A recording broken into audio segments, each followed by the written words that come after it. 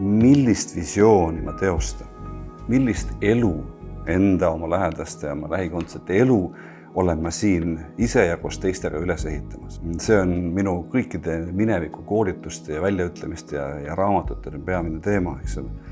Kujuta ette, spikerda teiste pealt, vaata, tunneta, proovi, katsus teada saada, tunnetada iseennast, oma isiksust, oma eripära ja katsu avastada oma eluteed, oma saatust selleks, et siis järjest aasta-aastasse järjest rohkem teostada ennast ja oma elu kõige paremal moel, julgelt. Selleks, et kui mäng on mängitud, kui kõik on tehtud, kui orkester on mänginud, kui paks daam on laulnud, nagu ooperis öeldakse, sina istud, vaatad, muheled, vaatad tagasi, vaatad ka edasi ja ühel hetkel tõstad siis selle metafoorse kaabu või soni ja ütled, et nägemist.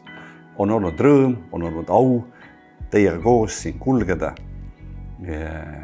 Kohtume kas mälestustes, videotes, piltide peal või mingites teistes ilmades siis, kui selleks on õige aeg.